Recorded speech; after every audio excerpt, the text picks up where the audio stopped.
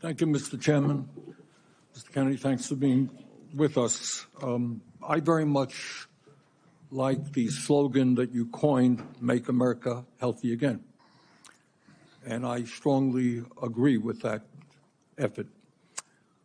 Despite spending, as you indicated, 2 or 3 times as much per capita on health care as other nations, we have 85 million people who are uninsured, underinsured. We have all kinds of chronic illnesses. Our life expectancy is lower than other countries. And for working class people in this country, they are living 6, 7 years shorter lives than the top 1%. We got a problem, okay? And I'm going to suggest some ideas that I think can remedy that. Last year, the insurance industry in this country made over $70 billion, while at the same time, 85 million Americans are uninsured or underinsured. Do you agree with me that the United States should join every other major country on earth and guarantee health care to all people as a human right? Yes? No? Senator, I can't give you a yes or no answer to that question. Health care a human right? Is health care a human right? In the way that free speech is a human right, yeah. I would say it's different, because with free speech doesn't cost anybody anything, but in healthcare, if you smoke cigarettes for 20 years and you get cancer, you are now taking from the pool. Well, and so are you guaranteed the same right, or is there also a duty? I'm sorry. I'd love to talk for an hour with you. We got a few minutes left here. All right. Every other country on earth says healthcare, whether you're poor or rich, young or old, is a human right. I'm not hearing you say that. All right. You've talked about the drug companies, and maybe we agree on this one. As you all know, despite the drug companies making over $100 billion in profits, paying CEOs outrageous compensation packages, we, in some cases, pay 10 times more for the same drug. Will you support legislation that I will introduce which says that in America we should not be paying a nickel more for prescription drugs than people around the rest of the world? Yes, no?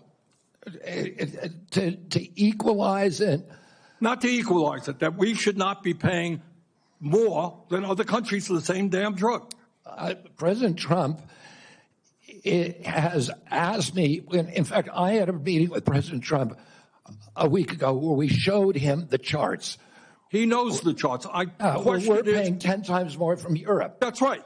And are you going to commit to us that you will end that absurdity? I think in principle we can. We should end that disparity. Good. Okay. That's great. All right.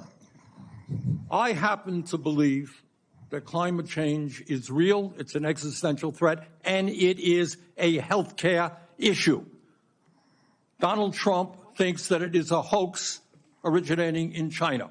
Question is, in your judgment, is climate change a hoax, or is it real, causing devastating problems?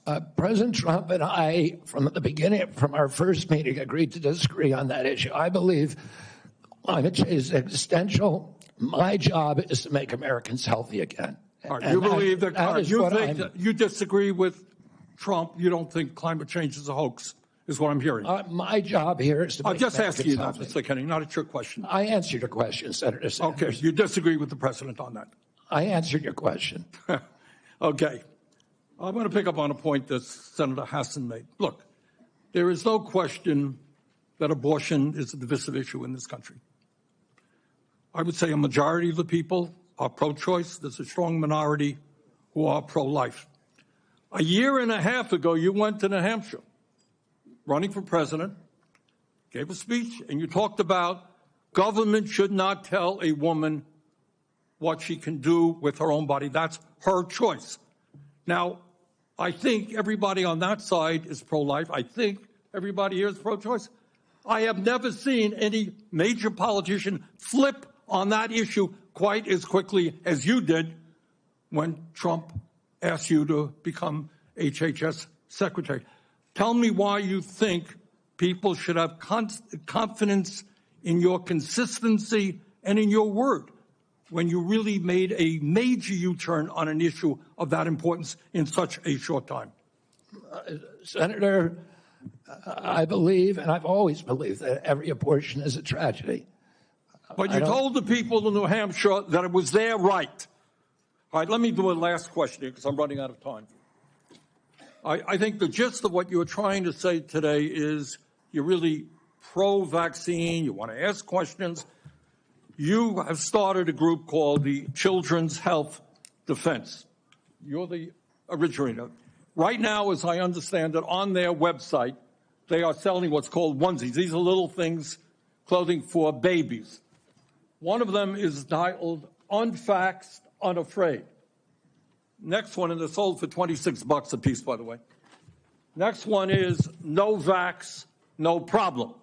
Now, you're coming before this committee and you say you're pro-vaccine. Just want to ask some questions. And yet your organization is making money selling a child's product to parents for $26, which casts fundamental doubt on the usefulness of vaccines. Can you tell us now that you will, now that you are pro-vaccine, that you're going to have your organization take these products off the market? Senator, I have no power over that organization. I'm not part of it. I resigned from the board. Yeah, that was just a few months ago.